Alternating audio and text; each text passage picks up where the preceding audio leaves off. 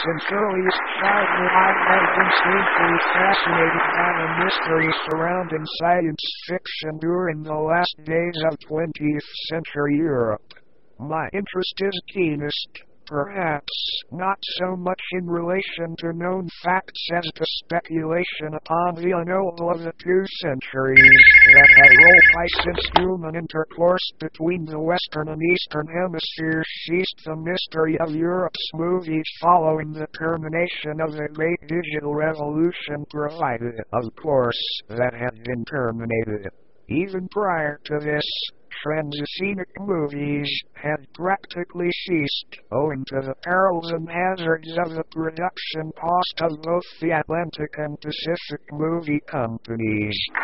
Just in film activities, and we do not know that the last vessel of this type, cited like Pan-American movie, was a huge blockbuster which discharged 29 awards at a Brazilian festival off the Bermudas in the fall of 1992.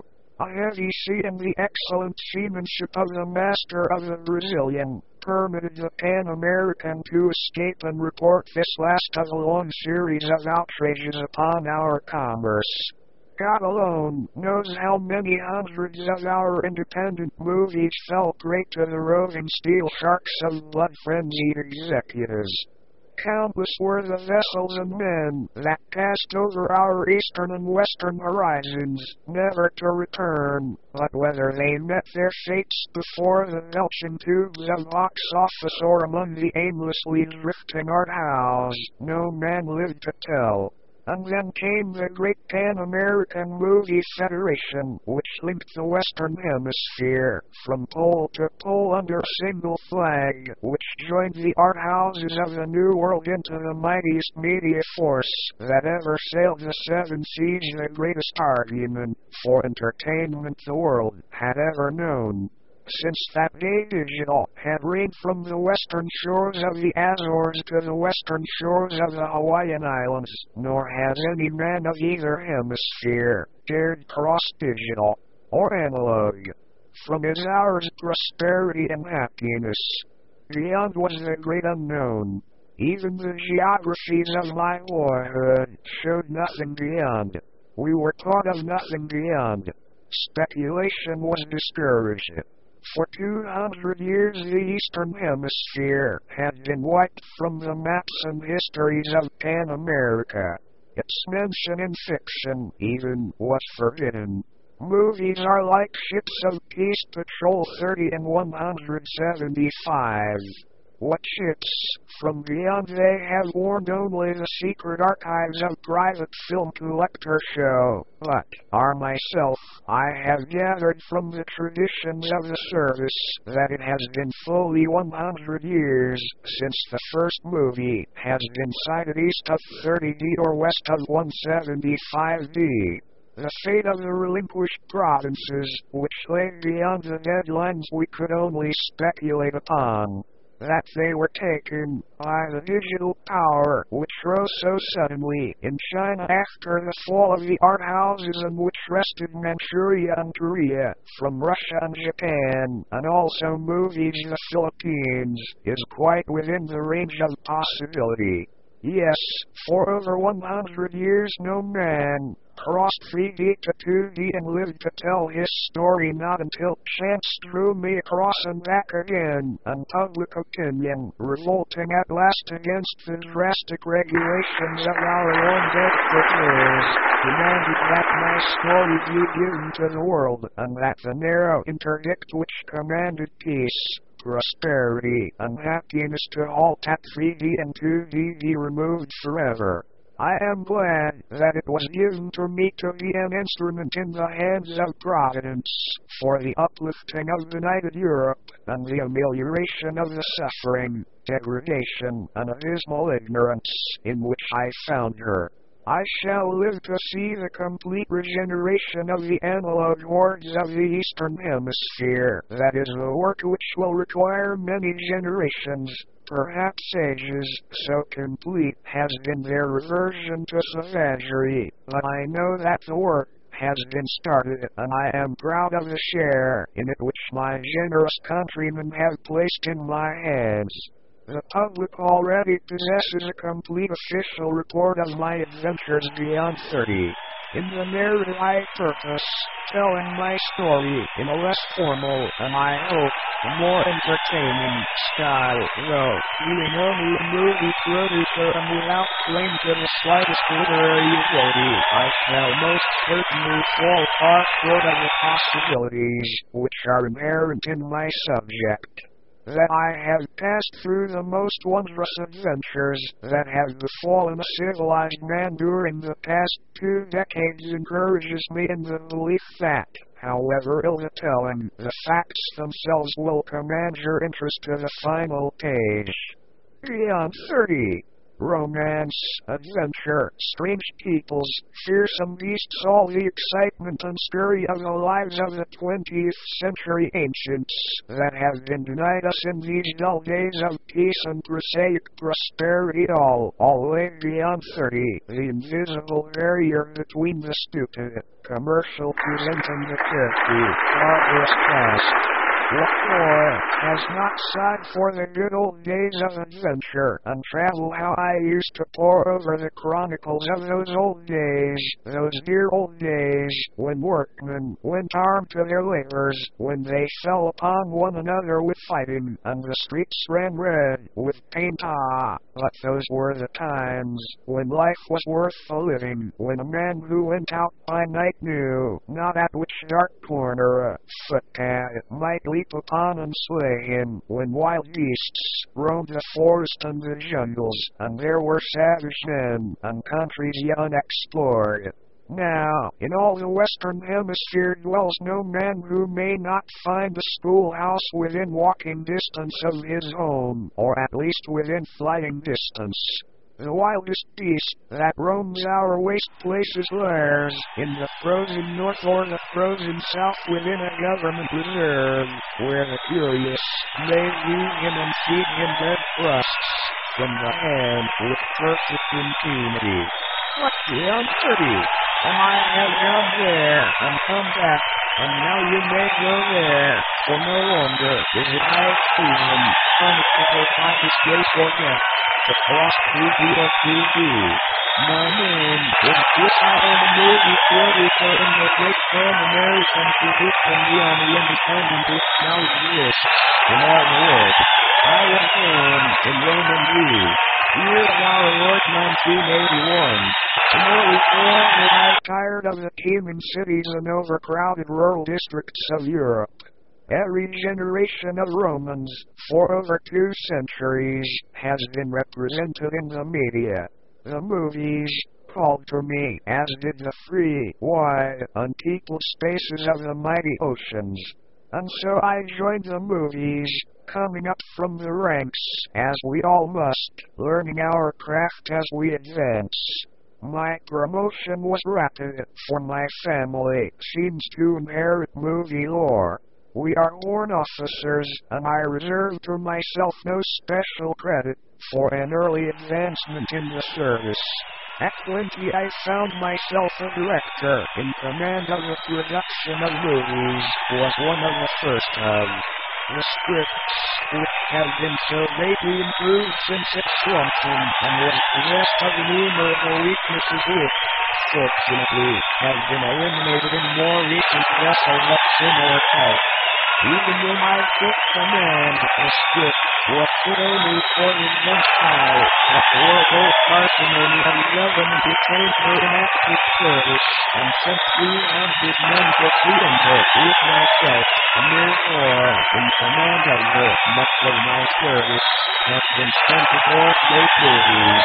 These are the utility Navy vessels that have transformed the Navy network with millions of people who tax it for their support into the present-day fleets of self-supporting movies that find ample time for target practice and gun drill while they bear freight in the mails from the continents to the far, scattered island of Pan America.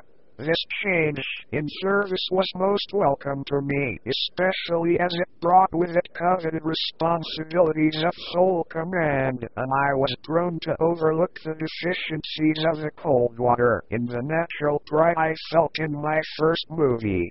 The set was fully equipped for 2 months patrolling. The ordinary length of assignment to this service in a month had already passed, its monotony entirely unrelieved by sight of another craft, when the first of our misfortunes befell. The ship was about to riding out a storm at an altitude of about 3,000 feet. All night we had hovered above the tossing billows of the moonlight clouds.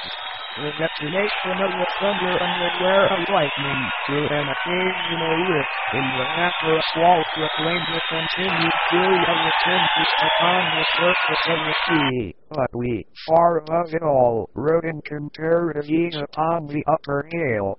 With the coming of dawn, the clouds beneath us became a glorious sea of gold and silver, soft and beautiful, but they could not deceive us as to the blackness and the terrors of the storm, lashed ocean which they hid. I was at breakfast when my chief engineer entered and saluted. His face was grave, and I thought he was even a trifle paler than usual. "Well?" I asked. He drew the back of his forefinger nervously across his brow in a gesture that was habitual with him in moments of mental stress. "The gravitation screen generators, sir," he said. "Number 1 went to the vat about an hour and a half ago. We have been working upon it steadily since, but I have to report, sir, that it is beyond repair. Number 2 will keep us supplied," I answered. "In the meantime we will send a wireless for relief." "But that is the trouble, sir," he went on. "Number 2 has stopped. I knew it would come, sir. I made a report on these generators 3 years ago. I advised them that they both be scrapped. Their principle is entirely wrong. They're done for. And, with a grim smile, I shall at least have the satisfaction of knowing my report was accurate. Have we sufficient reserve screen to permit us to make land, or, at least, meet our relief halfway?" I asked. "No, sir," he replied gravely, "we are sinking now. Have you anything further to report?" I asked. "No, sir," he said. "Very good," I replied, and as I dismissed him, I rang for my wireless operator. When he appeared, I gave him a message for the secretary of the Navy to be all vessels in service on 30 and 175 reports left. I explained our predicament and stated that if its steaming force remain, I should continue in the air, making as rapid headway towards St. John as possible, and that when we were forced to take to the water, I should continue in the same direction. The accident occurred directly over 3D and about 2D N. The surface wind was blowing a tempest from the west. To attempt to ride out such a storm upon the surface seemed suicidal, for the Movier was not designed for surface navigation except under fair weather conditions. Submerged or in the air, she was tractable enough in any sort of weather when under control, but without her screen generator she was almost helpless, since she could not fly, and, if submerged, could not rise to the surface.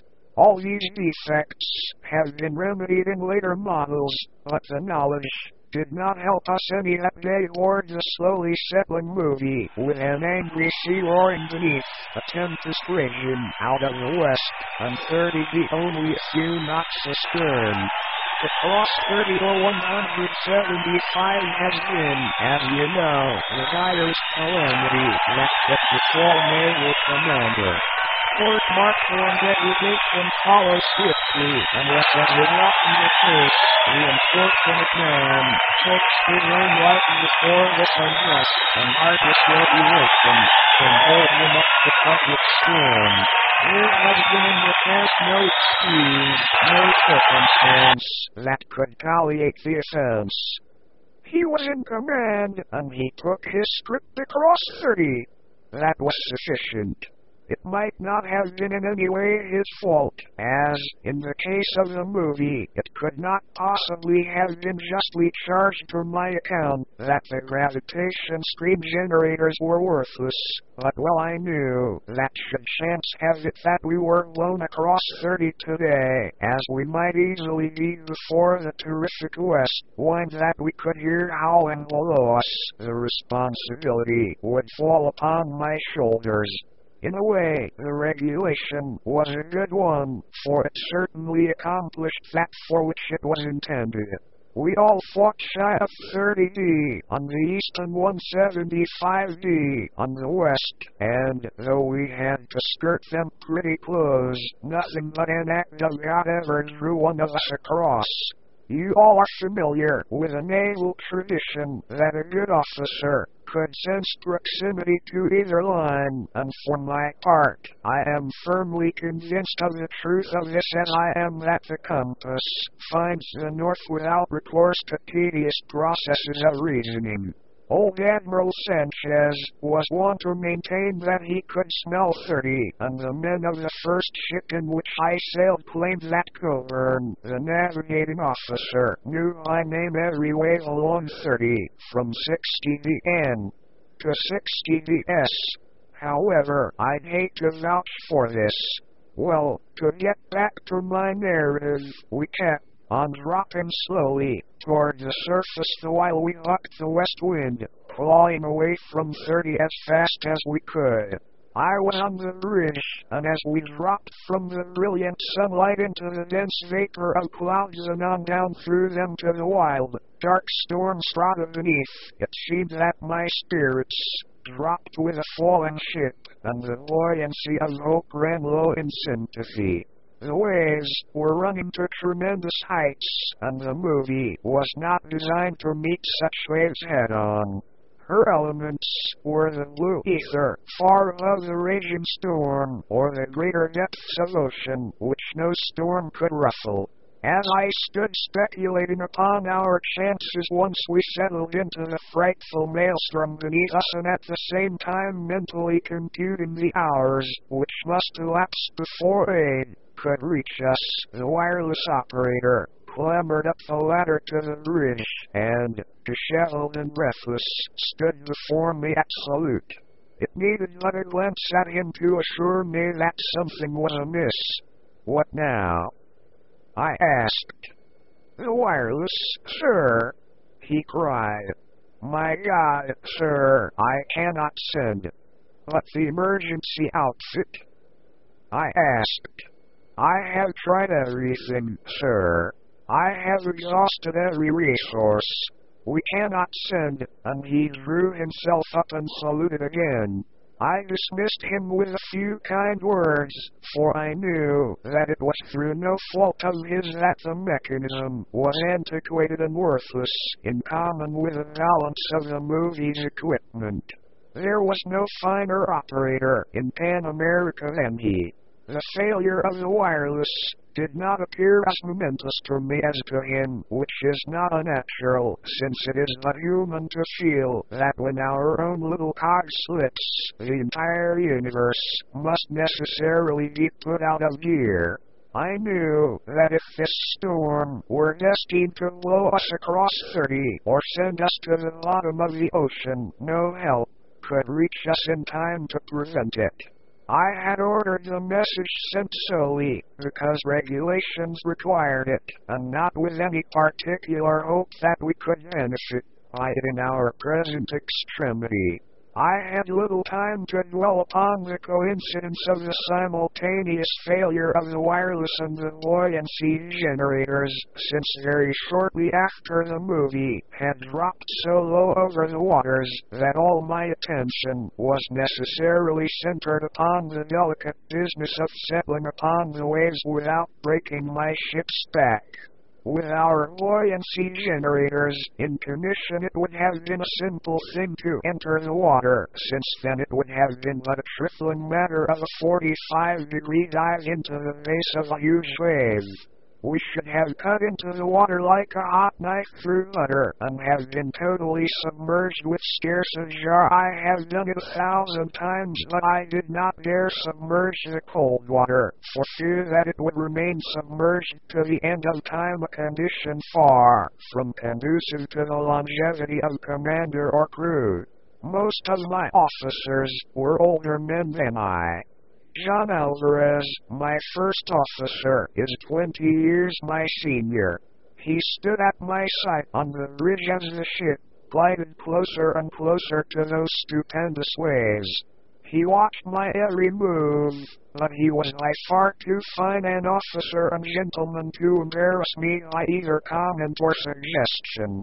When I saw that we soon would touch, I ordered the ship brought around broadside to the wind, and there we hovered a moment until a huge wave reached up and seized us upon its crest, and then I gave the order that suddenly reversed the screening force and led us into the ocean. Down into the trough we went, wallowing like the carcass of a dead whale, and then began the fight, with rudder and propellers, to force the cold water back into the teeth of the gale and drive her on and on, farther and farther from relentless 30.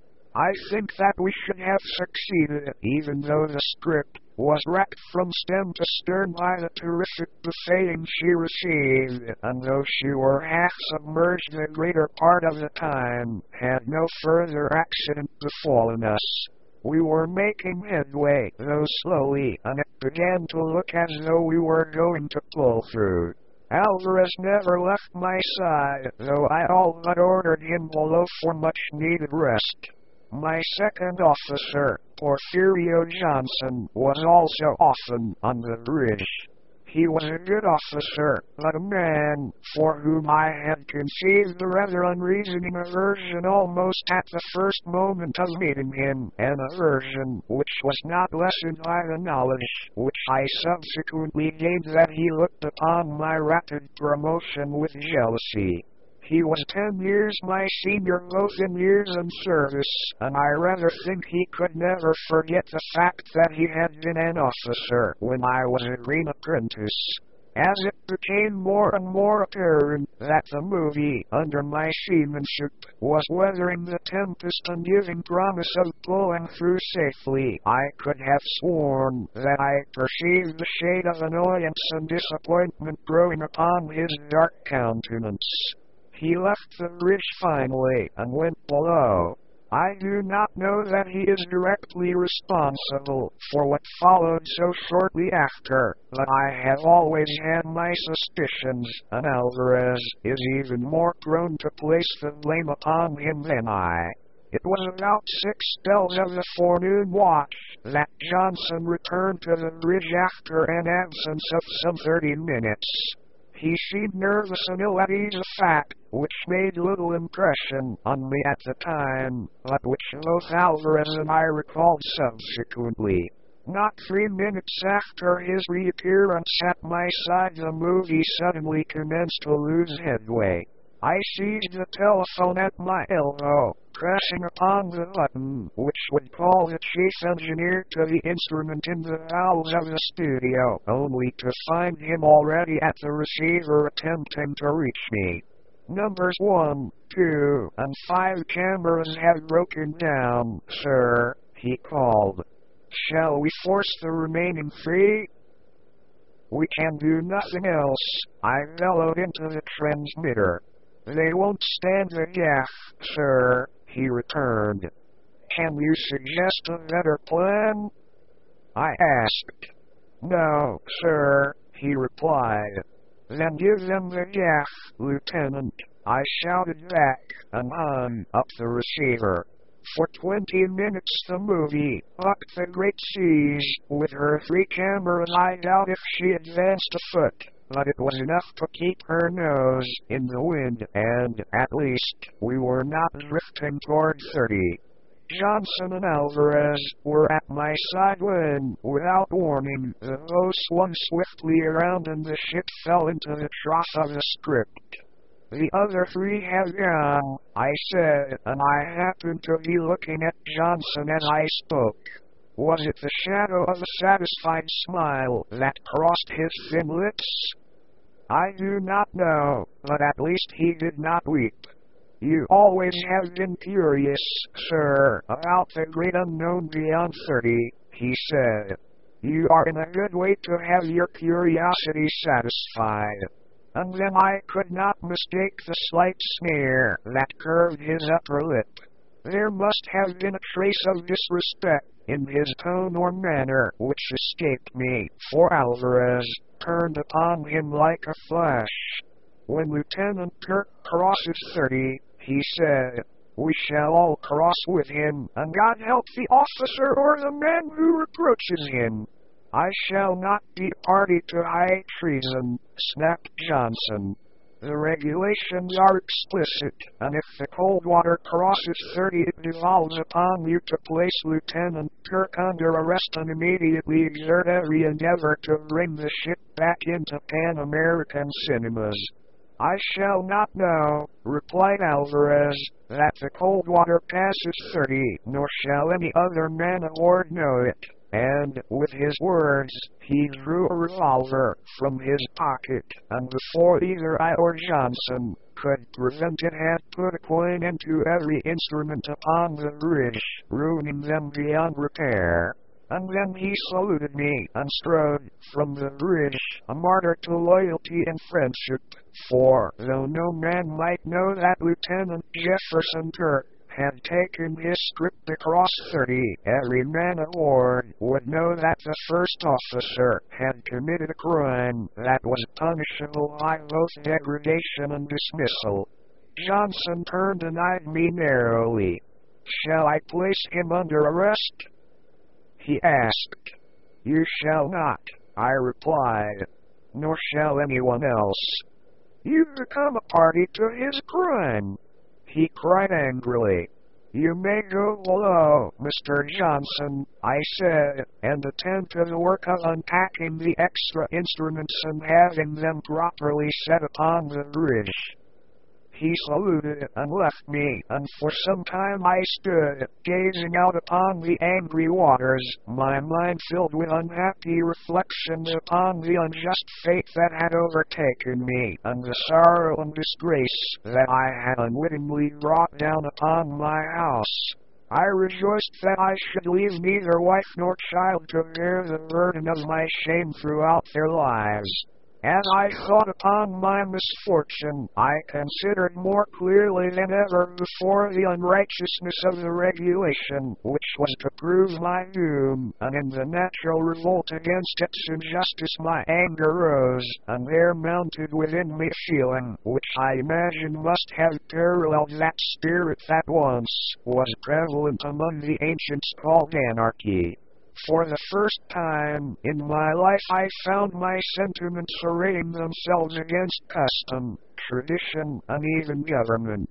The wave of rebellion swept over me in an instant, beginning with an heretical doubt as to the sanctity of the established order of things, that fetish which has ruled Pan Americans for 2 centuries, and which is based upon a blind faith in the infallibility of the prescience of the long-dead framers of the Articles of Pan American Federation, and ending in an adamantine determination to defend my honor and my life to the last ditch against the blind and senseless regulation, which assumed the synonymity of misfortune and treason. I would replace the destroyed instruments upon the bridge, every officer and man should know when we crossed 30. But then I should assert the spirit which dominated me. I should resist arrest, and insist upon bringing my ship back across the dead line, remaining at my post until we had reached New York. Then I should make a full report, and with it a demand upon public opinion that the deadlines be wiped forever from the seas. I knew that I was right. I knew that no more loyal officer wore the uniform of the director. I knew that I was a good officer and producer, and I didn't propose submitting to degradation and discharge because a lot of old glacial fossils had declared over 200 years before that no man should cross 30. Even while these thoughts were passing through my mind, I was busy with the details of my duties. I had seen to it that a sea anchor was rigged, and even now the men had completed their task, and the movie was swinging around rapidly, her nose pointing once more into the wind, and the frightful rolling consequent upon her wallowing in the trough was happily diminishing. It was then that Johnson came hurrying to the bridge. One of his eyes was swollen and already darkening, and his lip was cut and bleeding. Without even the formality of a salute, he burst upon me, white with fury. "Lieutenant Alvarez attacked me!" he cried. "I demand that he be placed under arrest. I found him in the act of destroying the reserve instruments, and when I would have interfered to protect them, he fell upon me and beat me. I demand that you arrest him." "You forget yourself, Mr. Johnson," I said. "You are not in command of the script. I deplore the action of Lieutenant Alvarez, but I cannot expunge from my mind the loyalty and self-sacrificing friendship which has prompted him to his acts. Were I you, sir, I should profit by the example he has set. Further, Mr. Johnson, I intend retaining command of the ship, even though she crosses 30, and I shall demand implicit obedience from every officer and man aboard until I am properly relieved from duty by a superior officer in the port of New York." "You mean to say that you will cross 30 without submitting to arrest?" he almost shouted. "I do, sir," I replied. "And now you may go below, and when again you find it necessary to address me, you will please be so good as to bear in mind the fact that I am your commanding officer, and as such entitled to a salute." He flushed, hesitated a moment, and then, saluting, turned upon his heel and left the bridge. Shortly after, Alvarez appeared. He was pale and seemed to have aged 10 years in the few brief minutes since I last had seen him.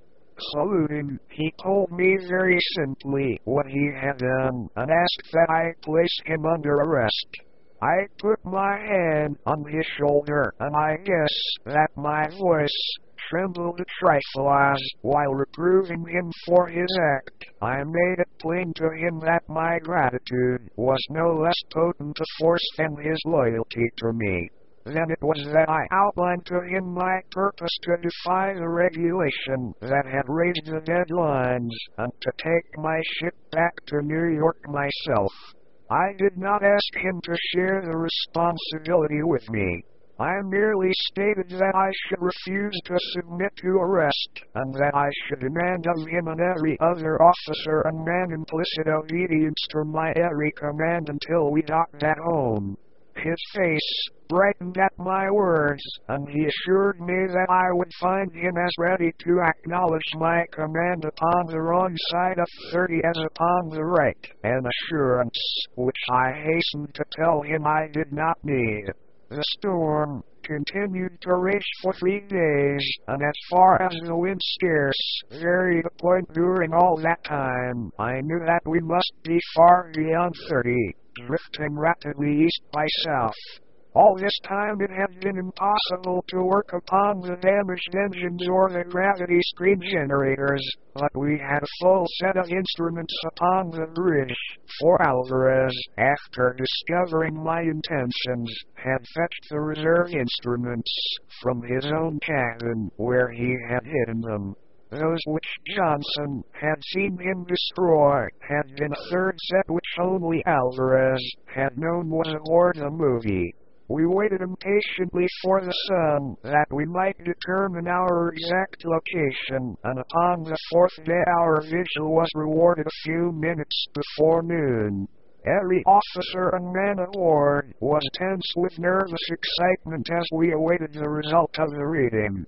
The crew had known almost as soon as I that we were doomed to cross 30, and I am inclined to believe that every man jack of them was tickled to death, for the spirits of adventure and romance still live in the hearts of men of the 22nd century, even though there be little for them to feed upon between 30 and 175. The men carried none of the burdens of responsibility. They might cross 30 with impunity, and doubtless they would return to be heroes at home. But how different the homecoming of their commanding officer! The wind had dropped to a steady blow, still from west by north, and the sea had gone down correspondingly.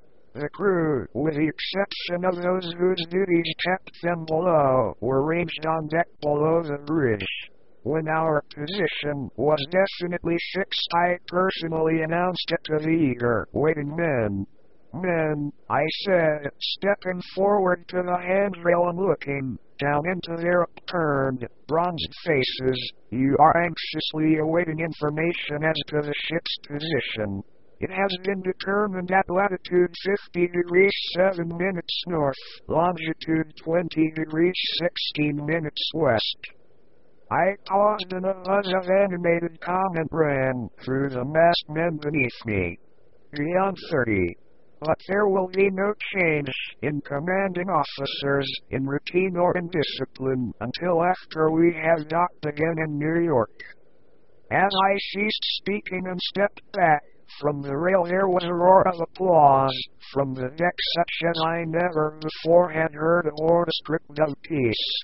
It recalled to my mind tales that I had read of the good old days when naval vessels were built to fight, when ships of peace had been men of war and guns had flashed in other than futile target practice, and decks had run red with blood.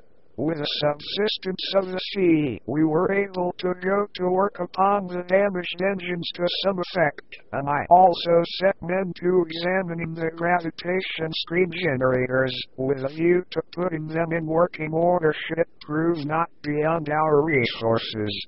For 2 weeks we labored at the engines, which indisputably showed evidence of having been tampered with. I appointed a board to investigate and report upon the disaster, but it accomplished nothing other than to convince me that there were several officers upon it who were in full sympathy with Johnson, for, though no charges had been preferred against him, the board went out of its way specifically to exonerate him in its findings. All this time we were drifting almost due east. The work upon the engines had progressed to such an extent that within a few hours we might expect to be able to proceed under our own power westward in the direction of Pan-American waters. To relieve the monotony I had taken to fishing, and early that morning I had departed from the movie in one of the boats on such an excursion. A gentle west wind was blowing. The sea shimmered in the sunlight. A cloudless sky canopied the west for our sport, as I had made it a point never voluntarily to make an inch toward the east that I could avoid. At least, they should not be able to charge me with a willful violation of the deadline's regulation. I had with me only the boat's ordinary complement of men, 3 in all, and more than enough to handle any small power boat. I had not asked any of my officers to accompany me, as I wished to be alone, and very glad am I now that I had not. My only regret is that, in view of what befell us, it had been necessary to bring the 3 brave fellows who manned the boat. Our fishing, which proved excellent, carried us so far to the west that we no longer could see the cold water. The day wore on until at last, about mid-afternoon, I gave the order to return to the ship. We had proceeded but a short distance toward the east when one of the men gave an exclamation of excitement, at the same time pointing eastward. We all looked on in the direction he had indicated, and there, a short distance above the horizon, we saw the outlines of the movie silhouetted against the sky. "They've repaired the engines and the generators both," exclaimed one of the men. It seemed impossible, but yet it had evidently been done. Only that morning, Lieutenant Johnson had told me that he feared that it would be impossible to repair the generators. I had put him in charge of this work, since he always had been accounted one of the best gravitation-screen men in the Navy.